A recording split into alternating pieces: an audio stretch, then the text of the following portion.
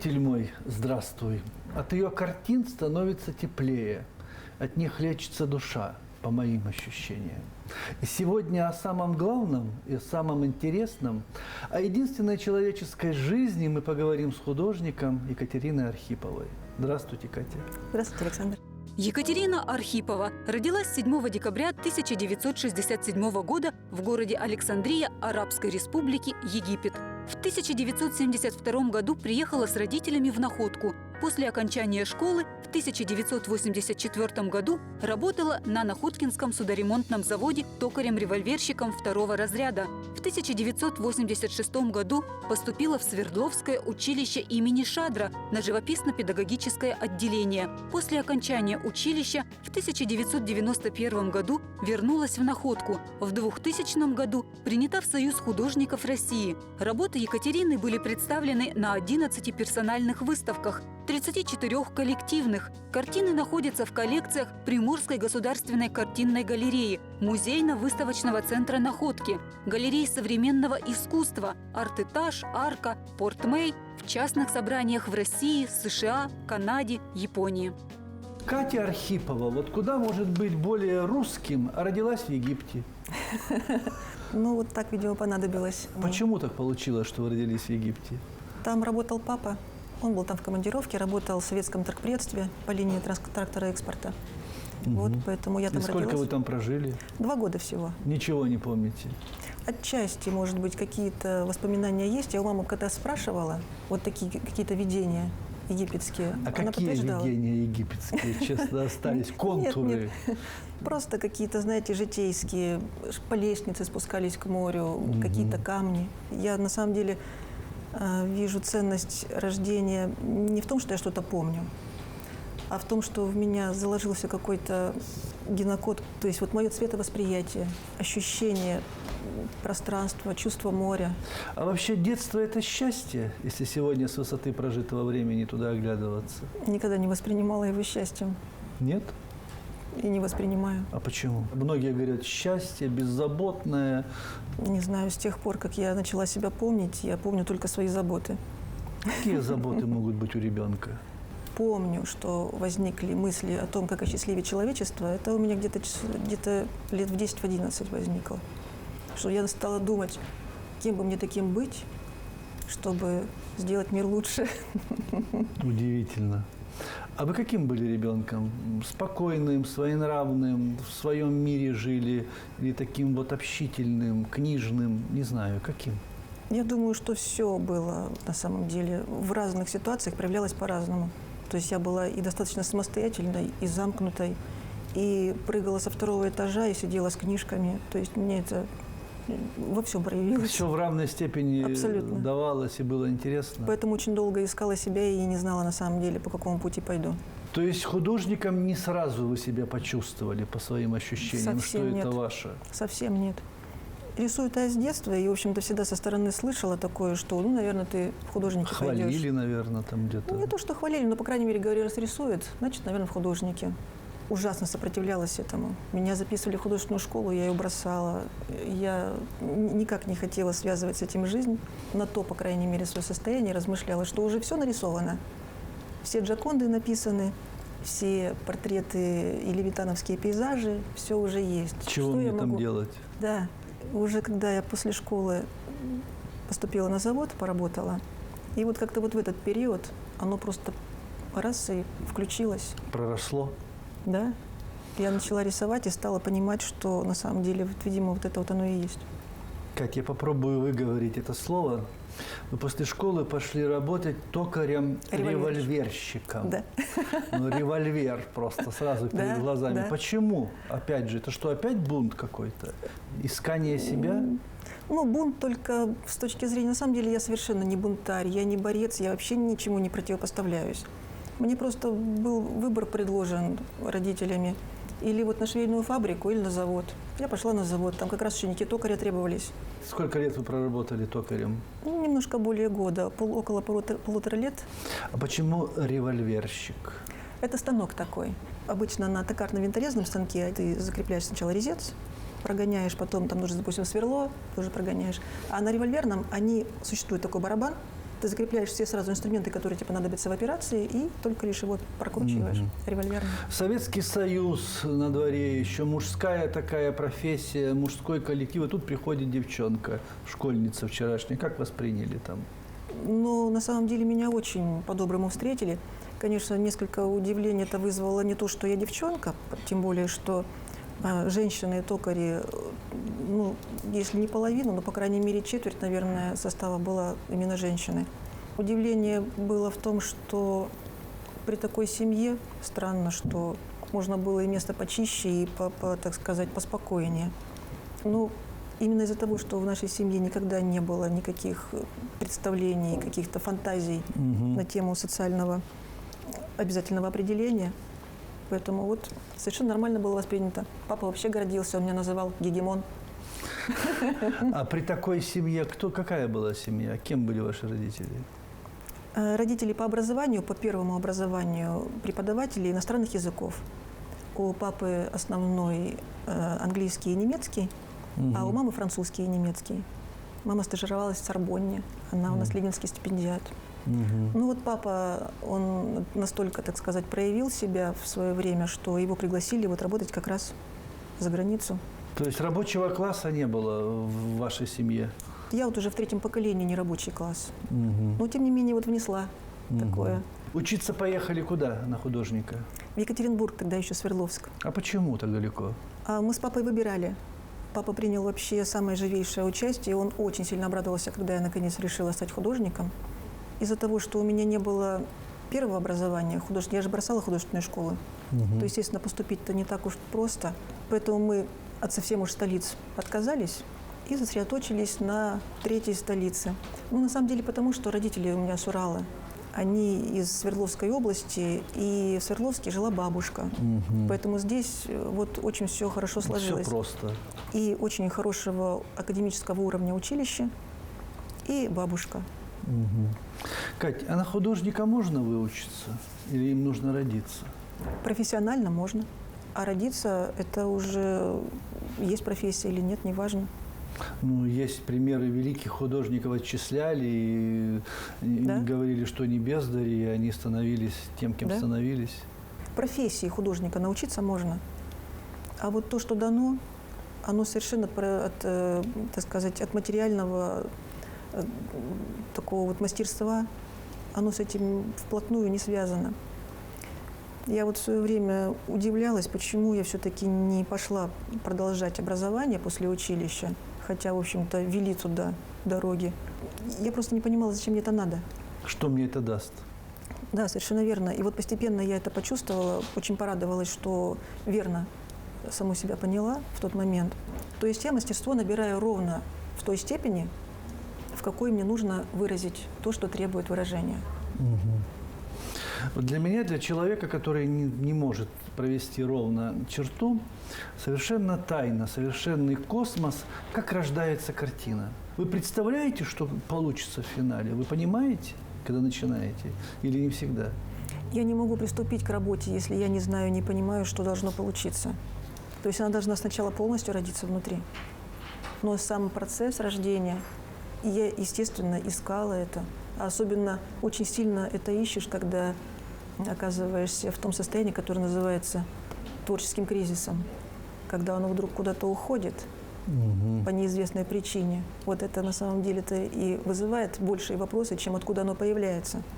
А творческий кризис – это что? Это высасывающая пустота внутри тебя? Такое ощущение, как вот бежит родник в пустыне, вокруг оазис. Вдруг почему-то перестала вода бежать. Естественно, что все засыхает и становится просто на грани жизни и смерти. Куда оно ушло? Конечно, надо пойти и разобраться. Но вот это вот оно и есть. Часто это бывает? Вот тут вопрос даже не в чистоте, а в том, насколько оно глубоко поражает. То есть или остается этот родничок, или его начисто перекрывает. И я вот сейчас подошла к такому состоянию, что я надеюсь, что у меня это уже в прошлом. Я пережила несколько творческих кризисов, очень глубоких, когда я, в общем-то, уже приходила к выводу, что все, закончилось. Это можно все понимать, когда оно уже состоялось. Как оно происходит внутри тебя. Это вот то же самое, что вот то, что рождается этими самыми картинами. Оно рождается. Я потом могу это разъяснить. Не потому, что я нахожусь, так сказать, в беспамятстве или не отдаю себе отчета. Просто я знаю, что это рождает не головной мозг. Сердце рождает, это свыше, это что-то необъяснимое словами. Это божественная сущность. Она рождает.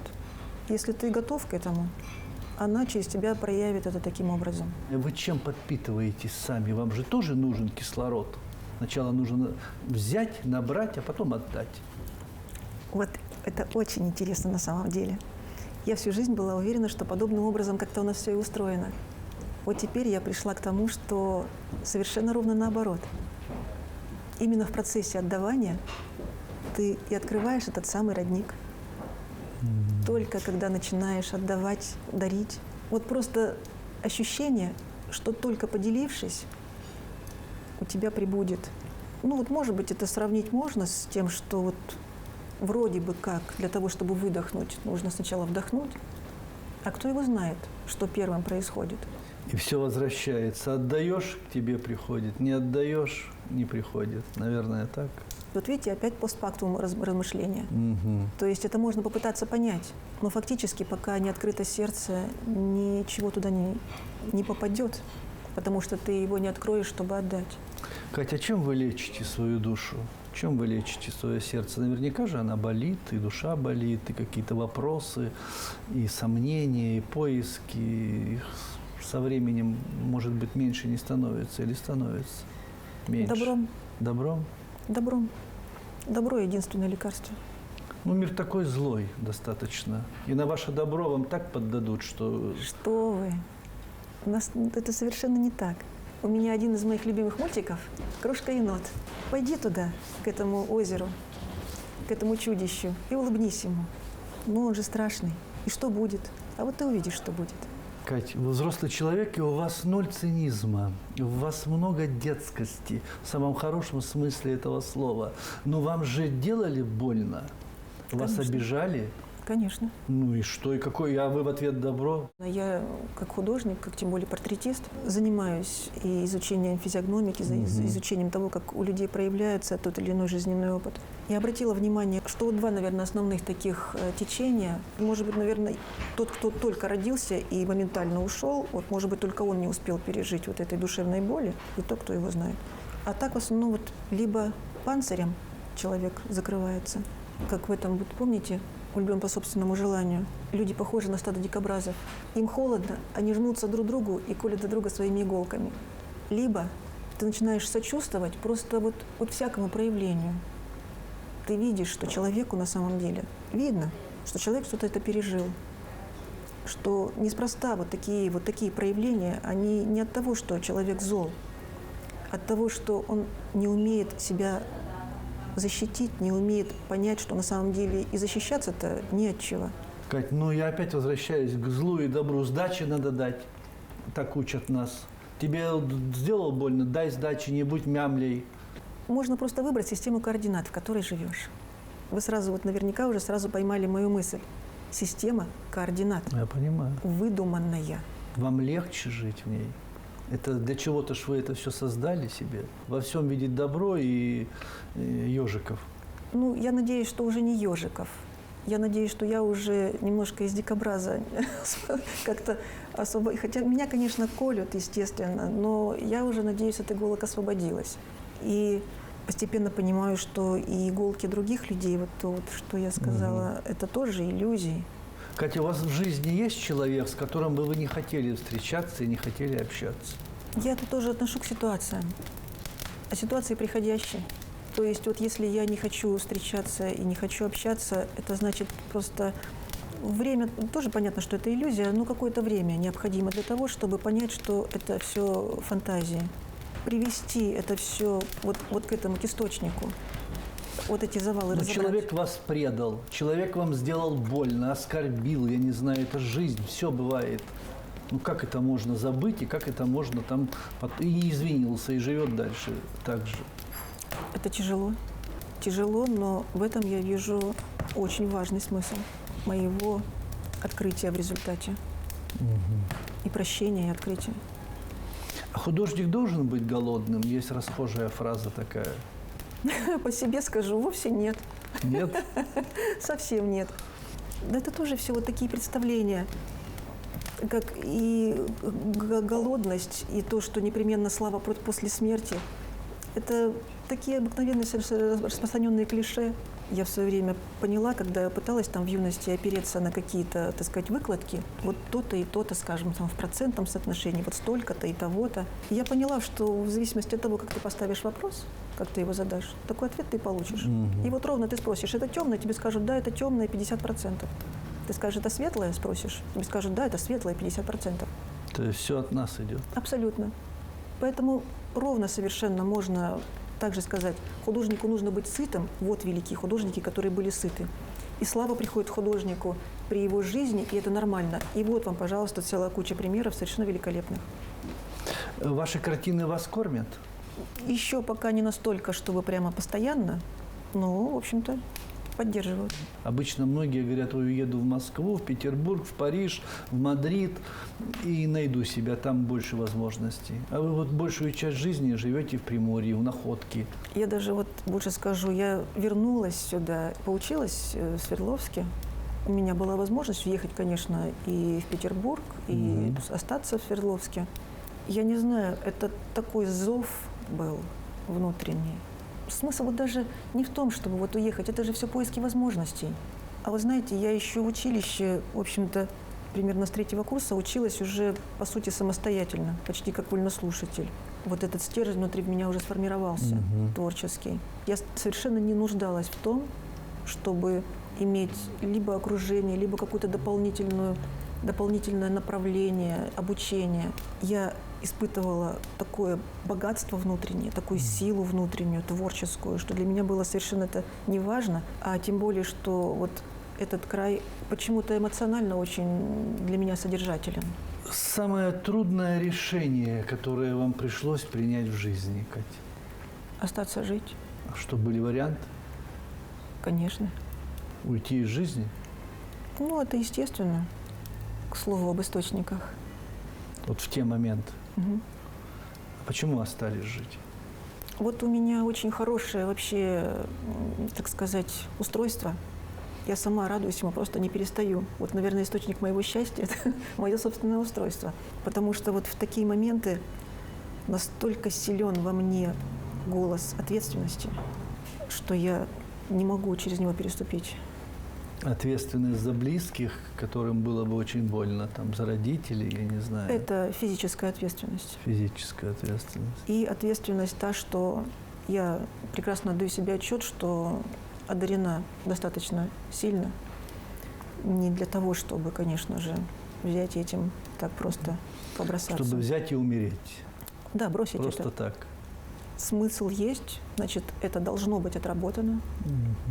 А за что вы благодарны своим родителям? За все. Ближе у меня людей просто нет. Абсолютная слитость, вот как позвоночник. Абсолютное знание, что ты полностью принят. Понят, Да, любим. поддержан. Удивительные отношения с родителями. И с мамой, с которой вот мы практически пуповиной связаны. И с папой. Он 10 лет назад уже ушел из жизни, больше 10. Удивительно, что даже в тот момент, как он ушел, у меня всегда ощущение, что его поддержка усилилась, что он просто вот как на руках меня нес все это время. У меня очень тесная с ними связь. Всегда была или она как-то вот со временем выросла, вот это доверие, взаимопроникновение? Раньше оно, конечно же, просто не понималось. Еще не того уровня были размышления, не того уровня были понимания, не того уровня была открытость. Еще были вот эти естественные совершенно возрастные представления о том, что нужно там найти себя и все такое. А потом, когда вот эти все надстройки развеиваются, когда уже доходит дело до источника, то все становится на свои места. Кать, для художника важны выставки, признание, похвала. Это вот, к слову, о вдохе и выдохе, конечно. Талант Вдох и надо выдох. поливать? Как поливать? То есть вот мой дар не от того, что меня полили, Я проявляю его и дарю его. Когда я только начала выставочную деятельность, у меня была острая необходимость, потребность непременно вот все то, что рождается во мне, вынести наружу, показать. Там понятно, что эти еще возрастные радости, типа того, что там признание, там показать себя, недолго я этим, так сказать, утешалась. Вы знаете, как в семье, вот вы же делаете радость своему близкому человеку не потому, что он вас к этому каким-то образом побуждает. Вам хочется это делать. Да, просто вот от того, что вы это добро проявляете, и даже если этот человек ничего вам сделать не может, у вас внутри что-то раскрывается, и вы вот как раз и получаете вот это вот ощущение доброты в ответ. Кать, вы удивительная. Я вот таких людей, как вы, поверьте, не встречал. Вообще-то племя художников в моем совершенно, наверное, каком-то, может быть, неправильном представлении достаточно такое сложно сочиненное, конкурентное, интриги, какие-то там всегда письма пишут, жалуются друг на друга, ходят, тра-та-та, воюют, борьба идет. Но это постоянно. Вы абсолютно вот инородное тело в моих представлениях. Правда. Но вы это чувствуете, вы же внутри этого племени крутитесь. Я внутри человечества, не знаю. Ну, я не знаю, но вы видите, что кто-то там какую-то интригу плетет, кто-то кому-то завидует, соперничает. Это такие фантазии. Это совершенно все вот... Это вот эта вот система координат. И она рассеивается моментально, стоит только лишь просто проявить добро. И почувствовать, что вот это все только лишь от желания этого самого добра. Что для вас счастье, Катя?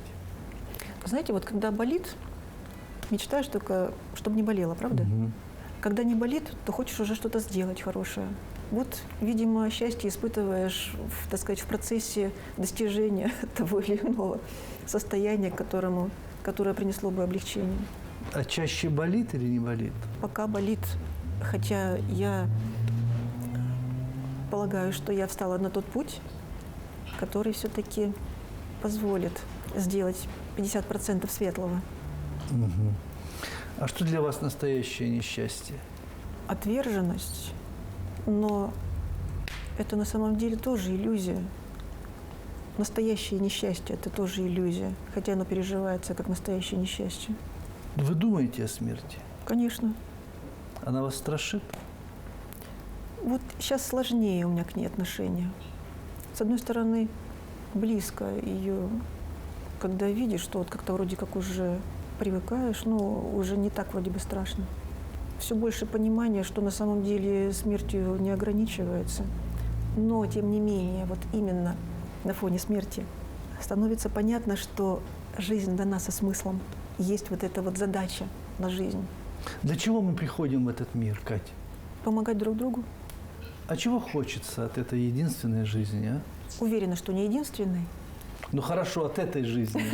От этой, вот От очень этой хорошо. жизни. Хорошо. От этой Что вам хочется еще? максимально сделать то, вот к чему даны все эти мои дары. У меня их столько, что они разрывают меня. Они хотят, чтобы я их выразила. Ну что вот конкретно? Дарить радость людям. Посредством таланта своего, картин, Да. мастерства, Да. я не знаю, там. Да. А меркантильного ничего не хочется в Гавану слетать, на Аляску, в Австралию, я не знаю, там, шубу купить. Нет, шубу не хочется. И на Аляску не хочется. И Ну, в условно. Антарктиду. Я понимаю. Нет, конечно, какие-то представления есть, что вот там хотелось бы. Но интересно, что оно у меня как-то фантазиями и заканчивается. То есть я это не вижу целями своими. Твори добро, Да, нет больше радости. точно. Вот на этой ноте и закончим. Спасибо вам, Катя, за то, Спасибо что вы вам, такая. Александр. Сегодня о самом интересном и удивительном, о человеческой жизни мы говорили, ну согласитесь, с удивительным человеком, художником Екатериной Архиповой. Всем добра и здоровья, берегите себя и живите, пожалуйста, долго. До свидания.